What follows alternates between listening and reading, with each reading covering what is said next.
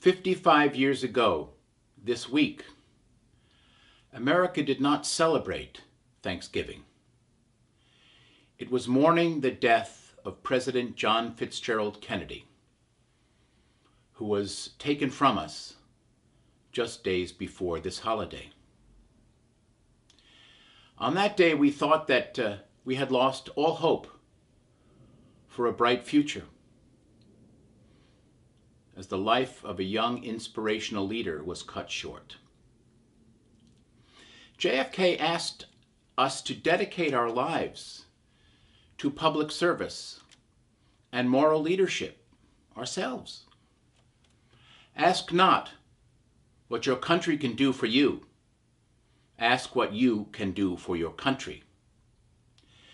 So, it is extraordinarily striking today to hear President Trump cast aside our moral leadership in exchange for the benefits of a contract with a Saudi regime who our own intelligence agency has blamed for the brutal murder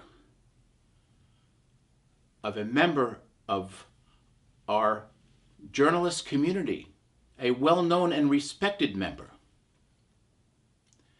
Trump's position on the Saudis and Mr. Khashoggi's murder is consistent with his never-ending attacks on the free press and his desire to delegitimize all criticism. Trump takes every opportunity to try to damage the credibility of the media, any opposition, his own intelligence agencies, and of course the Mueller investigation.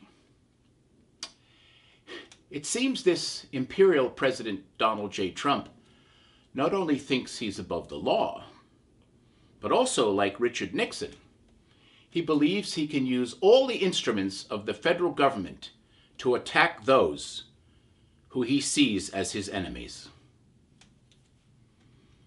Trump wanted the Department of Justice to investigate his opponent, Hillary Clinton, and his FBI director, James Comey. He changed his mind, however, when he was told by the members of his staff that this might lead to impeachment, Mr. President. Trump is very strategic about his condemnations. Remember, candidate Trump led the chants, lock her up over Hillary's email server. Well, now it seems the first daughter, Ivanka, is doing the exact same thing. Lock her up, Mr. President. And don't forget, the commander-in-chief himself uses his personal iPhone to speak to world leaders. Is this not a major security risk? Now, Trump has chosen to undermine and attack so many of our public servants. John McCain, Michael Hayden, John Brennan, James Clapper, and now Admiral William McRaven, and the list goes on.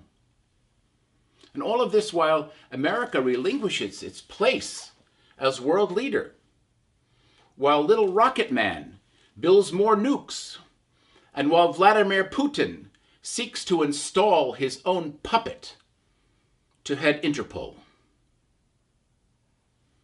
So, as the Dow loses all of its 218 financial benefits, gone, will his base stay with him? Will they stay loyal? And what about an early holiday gift? Is Robert Mueller and his team poised at the White House gate, ready to unpack a sack of sealed indictments for Trump and his team? So, as we sit down for our Thanksgiving dinner with our family and friends, do remember and take comfort. Our Constitution, our First Amendment, and the rule of law will get us through this holiday season.